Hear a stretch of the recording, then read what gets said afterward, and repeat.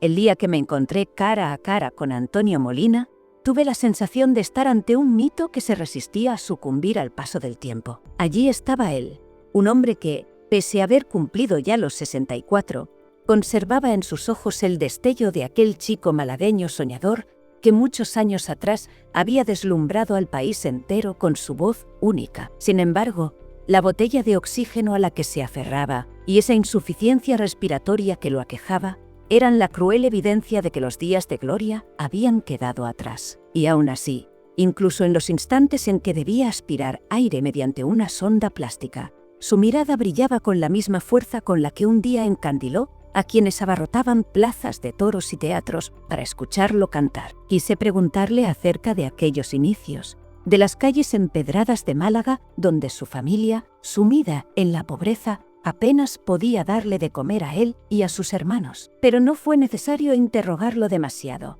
Entre pausa y pausa, tragando oxígeno y con el gesto entrecortado, Antonio comenzó a desgranar recuerdos de su infancia con una voz quebrada de nostalgia. Me confesó que, desde niño, estaba acostumbrado a buscarse la vida, fuera repartiendo leche o cuidando cerdos y conejos.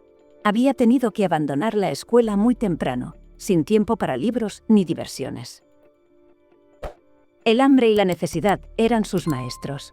A los 10 años, dice, lo echaron de repartir leche porque había sido descubierto vendiéndola rebajada con agua. Ese episodio, que hoy casi suena anecdótico, en su momento lo marcó profundamente. Fue un acto de picardía infantil, sí, pero también era la astucia de un muchacho que pretendía ayudar a su familia y subsistir en una España sumida en la escasez tras la guerra civil. No pasó mucho tiempo para que el joven Molina descubriera que, si quería escapar de la miseria, debía dejar su tierra y lanzarse a la aventura en una ciudad más grande. Así fue como partió rumbo a Madrid a los 14 años, solo, casi sin un céntimo en el bolsillo, pero con un tesoro oculto, una voz que haría vibrar a millones de personas. Lo sorprendente fue que, al llegar a la capital, la música no se convirtió de inmediato en su tabla de salvación. Antes de acariciar las mieles del éxito, Antonio conoció la dureza del trabajo sin descanso.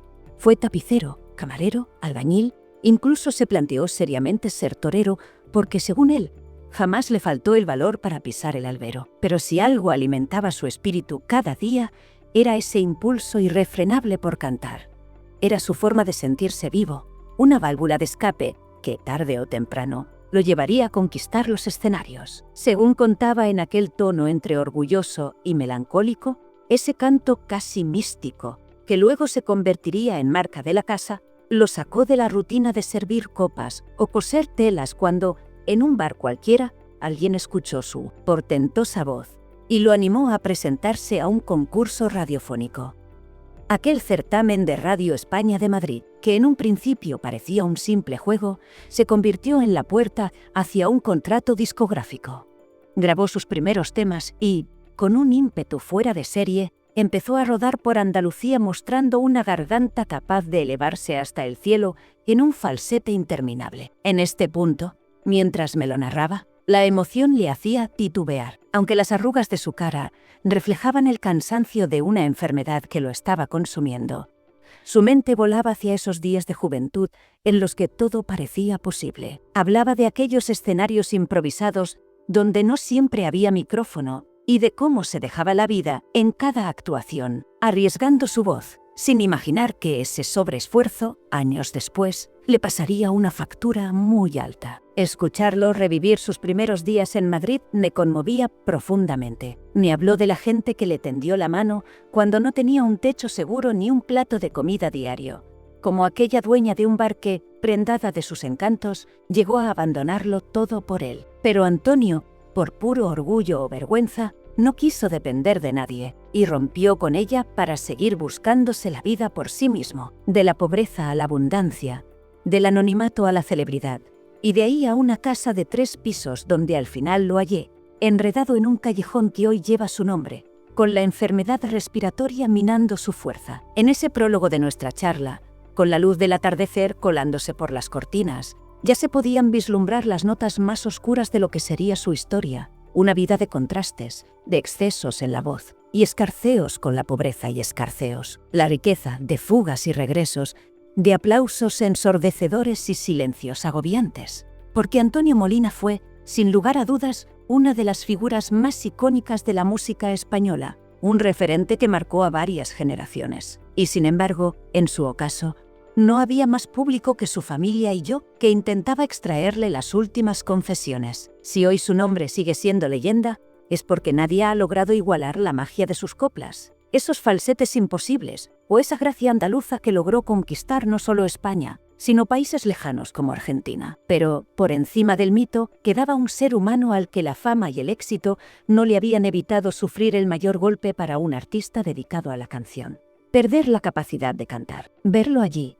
tan vulnerable y a la vez tan orgulloso, me estremeció hasta los huesos. Y ese estremecimiento fue el mejor anticipo de la montaña rusa de emociones que me esperaba si me atrevía a adentrarme en los capítulos más controvertidos y memorables de su vida. Porque, al fin y al cabo, su historia no solo habla de música o de gloria, sino también de sacrificio, de familia, de amor, de traiciones y de esos riesgos que finalmente le arrebataron su don. Agárrense fuerte, porque esta es la vida, a flor de piel, de Antonio Molina, el hombre que sedujo a un país con sus coplas y acabó rendido a los pies de una enfermedad cruel. En los siguientes compases, se desplegará ante nosotros el relato de un cantante que supo elevarse a lo más alto y que, aun con las alas heridas, jamás dejó de brillar. Aquí empieza el viaje por la voz inmortal de un gigante. ¿Qué recuerdas de Antonio Molina?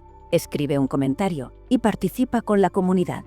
Cuando Antonio Molina empezó a forjar su leyenda, España se encontraba todavía sumergida en la grisura de la posguerra. Tal vez fue esa necesidad colectiva de luz y esperanza lo que propulsó a su voz a lo más alto. En una época donde el hambre, la precariedad y el conformismo marcaban el ritmo de la vida diaria, sus canciones emergieron como un bálsamo para los corazones cansados. Con su tono claro y esos falsetes imposibles, se convirtió en una bocanada de aire fresco. La radio se inundó de su canto, y a medida que la programación musical lo incluía una y otra vez, el país entero comenzó a rendirse a esa magia inquebrantable que nacía de su garganta. Pocos artistas podían llenar teatros por entonces, y menos aún plazas de toros. Pero Antonio lo consiguió. Fue de los primeros que entendió que la copla y el cante no tenían por qué quedarse encerrados entre bambalinas. Aquellos recintos inmensos, pensados para la lidia, se transformaban en templos donde el fervor popular explotaba en aplausos atronadores. Hombres y mujeres de todas las edades pagaban entradas a un ritmo nunca visto, deseosos de presenciar aquel espectáculo de variedades en el que Molina se entregaba hasta las últimas consecuencias. Lo mismo sucedía cuando, embriagado por el éxito, se embarcaba en giras por Latinoamérica, especialmente en Argentina. Allí, su carisma y su arte flamenco resultaban fascinantes para quienes, quizá, nunca habían oído un cante con tanto sentimiento.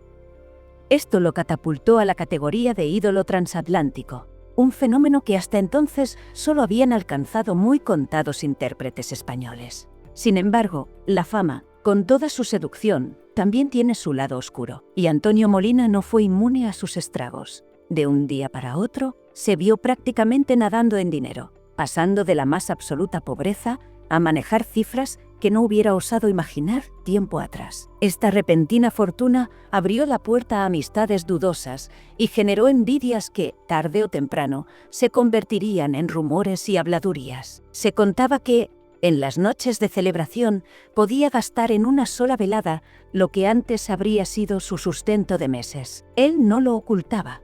El escenario lo hacía sentir vivo, y la euforia de los aplausos continuaba después en las fiestas privadas donde se reunía lo más selecto del mundo del espectáculo. Si bien no tuvo problemas graves con el alcohol o el tabaco, tal como él mismo aseguraba, sus excesos fueron con la voz, las tertulias nocturnas y los encuentros multitudinarios tras los conciertos tejían a su alrededor un aura de extravagancia y leyenda.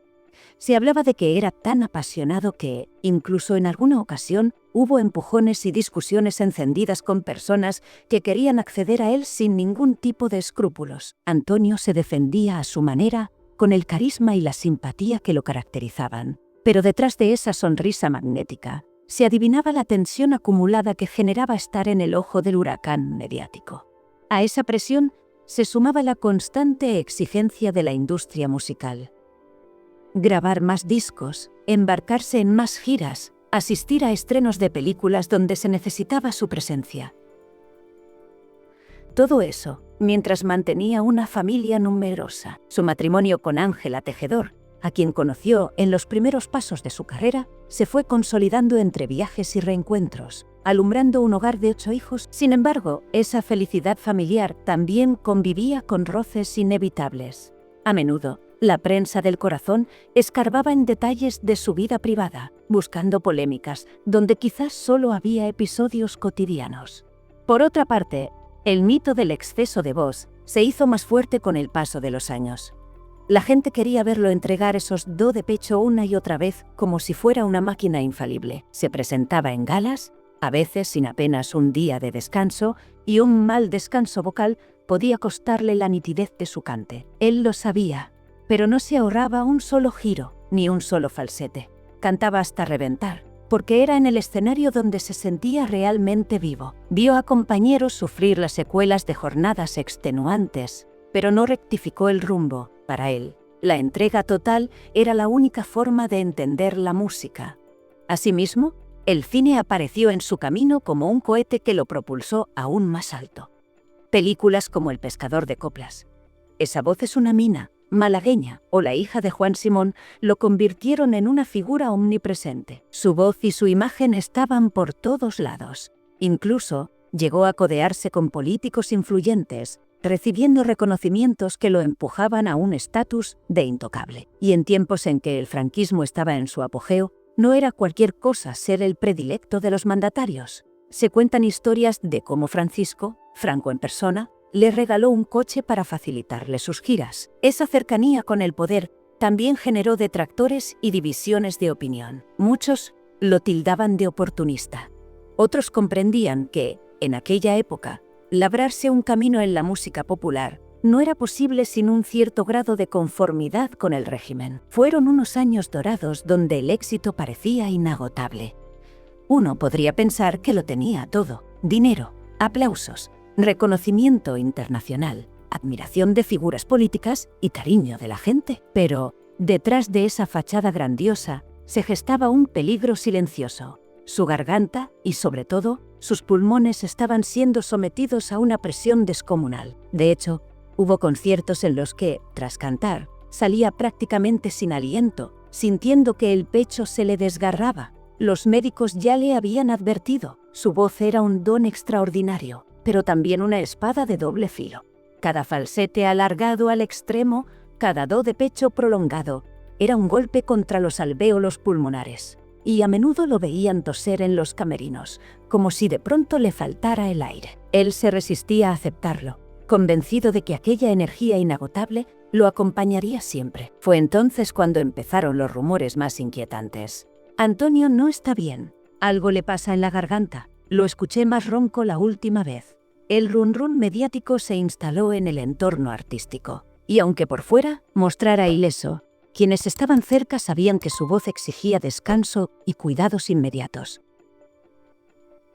Pero Molina siguió adelante, firme, como si el corazón le dictara que detenerse equivalía a traicionar a su público. Y ese empuje, que en su momento lo encumbró, se transformaría en la antesala de un desenlace trágico para su carrera. Mientras tanto, la popularidad de su familia crecía, sobre todo cuando sus hijos comenzaron a asomar en el mundo del espectáculo, particularmente Miki y Ángela Molina, o, ya en generaciones posteriores, Olivia Molina, quienes llevarían el apellido a la escena del cine y la televisión españolas. Ese linaje artístico resultaba casi un homenaje viviente a la fuerza con la que el patriarca había conquistado el panorama cultural. El público, siempre entregado, disculpaba cualquier leve desacierto, todo sea por ver a la leyenda encarnada. Su nombre seguía brillando en carteles y marquesinas, pero empezaban a escucharse comentarios sobre un declive inevitable. Aún así, con un amor inquebrantable por la copla, estrenó en 1986 el espectáculo Adiós mi España. un título que hoy se antoja tremendamente premonitorio. Y es que, tras aquel último aliento de gloria, no tardaría en aparecer el diagnóstico que lo sacudió como un vendaval: fibrosis pulmonar. Una enfermedad que no entiende de aplausos ni de recuerdos gloriosos. Estaba claro que lo forzado de su garganta, esos excesos con la voz, estaban pasando una factura brutal. En cuestión de pocos años, Antonio se vería obligado a retirarse por completo, quebrado anímicamente al saber que jamás volvería a entonar esas coplas que lo habían hecho inmortal. Así que, mientras los escenarios y el cine le rendían homenajes, la prensa y los fanáticos se preguntaban qué sería de aquel ídolo que se desmoronaba ante sus ojos.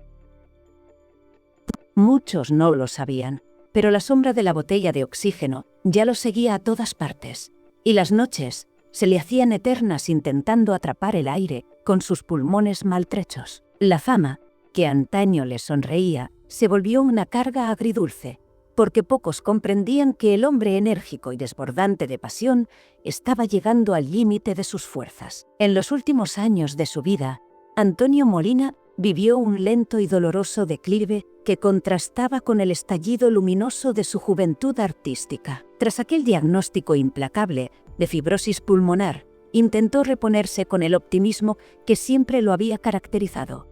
Pero la enfermedad no le dio tregua. Cada día era un pequeño combate por seguir respirando, por mantener un hálito de fuerza que le permitiera, aunque fuera por un instante, tararear las coplas que lo habían hecho tan célebre. Se aferraba a cualquier resquicio de aire mientras sentía cómo sus pulmones, antes capaces de sostener falsetes imposibles, se deterioraban con una crueldad implacable. Me confesó en nuestra última entrevista que lloraba a solas, incapaz de aceptar que el cante, su pasión más pura, se le había escapado de entre las manos. Aún así, de vez en cuando, encendía un viejo reproductor para escuchar sus grabaciones, quizá buscando en esos discos, que habían sido su trampolín a la gloria, un consuelo que la realidad ya no podía ofrecerle. Quienes lo rodeaban aseguran que, pese al dolor y la evidente tristeza, nunca perdió cierto brillo en los ojos, una luz interior que provenía de su profunda fe cristiana. A los amigos que lo visitaban,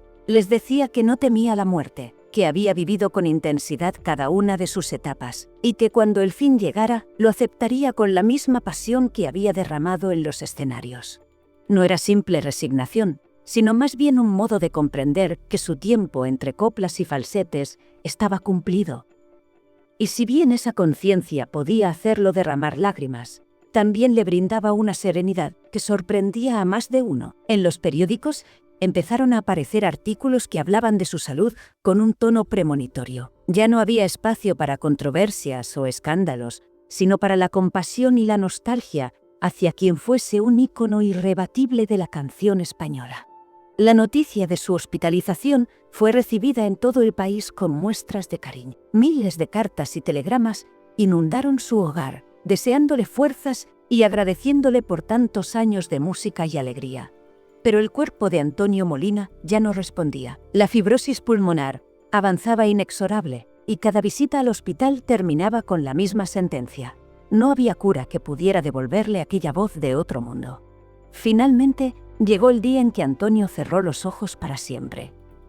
Ocurrió en 1992, y España entera se cubrió de un manto de congoja. La noticia se propagó a una velocidad inusitada, encendiendo la memoria colectiva de varias generaciones que habían crecido escuchándolo en la radio, viéndolo en el cine o admirándolo en vivo. El velatorio, repleto de flores y notas de despedida, evidenciaba el cariño y la devoción que el público aún sentía por él. Viejos artistas del género, compañeros de espectáculos, amigos de antaño y rostros anónimos que habían disfrutado de sus coplas se acercaron a darle un último adiós. El llanto sincero y las palabras emocionadas se mezclaban con anécdotas y recuerdos de sus hazañas vocales, esas que habían parecido no tener fin. No fue un adiós cualquiera, sino la despedida a un coloso que había marcado la cultura popular de la posguerra hasta la transición. En los días que siguieron, los programas de televisión rescataron sus películas y conciertos antológicos. La radio desempolvó sus grabaciones, y las revistas publicaron semblanzas de su vida plagadas de imágenes en blanco y negro. Ver aquellos fotogramas de Antonio cantando en una plaza de toros llena hasta la bandera, o interpretando un pasodoble con su característica elegancia, provocaba un nudo en la garganta de quienes al escucharlo revivían su propia juventud. Con el paso del tiempo, la figura de Antonio Molina no se desdibujó. Al contrario, se reforzó la leyenda. Su legado se convirtió en material de estudio para cantantes y músicos que buscaban entender el secreto de sus alargadísimos falsetes, de su forma única de modular el cante. Tanto especialistas como aficionados a la copla coinciden en que ninguno de sus sucesores ha logrado replicar esa fuerza interpretativa que arrebataba el alma del espectador. Y no es para menos. Aquella voz nació en la humildad, se forjó en el sacrificio y, sin perder su esencia, alcanzó un éxito descomunal.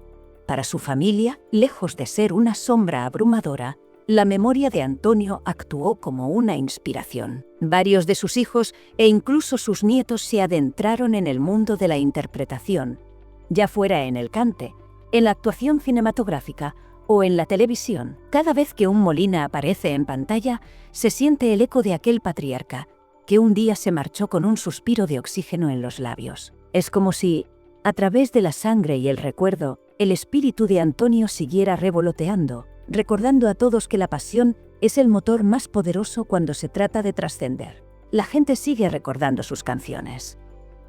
¿Quién no se emociona al oír «Soy minero», «Adiós a España» o «Yo quiero ser mataor» y no imagina, por un instante, al joven malagueño de sonrisa pícara, subiendo al escenario dispuesto a arrancarle un aplauso a cada espectador? Incluso muchos de los artistas de hoy, que se declaran herederos de su legado, confiesan que crecieron escuchándolo a escondidas, maravillándose de esa capacidad vocal que se mantenía imperturbable ante la crudeza de la época. Antonio Molina, en definitiva, se fue como él mismo había presagiado, con la frente en alto y la fe intacta, dejando la copla huérfana de un maestro irrepetible. Sus últimos suspiros no fueron sino un humilde recordatorio de lo grande que puede ser un artista cuando vuelca toda su alma en el escenario. Y si existe algo parecido a la trascendencia, sin duda, él la alcanzó. Basta con cerrar los ojos y dejarse llevar por su canto para constatar que, aunque su respiración se detuvo, su voz, esa que un día agitó al mundo, permanece tan viva como entonces. ¡Atención! No te vayas. A continuación te aparecerán en la pantalla más videos sugeridos que te van a gustar. Y recuerda, los secretos escandalosos están en Cotilleos de los Famosos, tu canal de YouTube. Muchas gracias por haber llegado hasta aquí.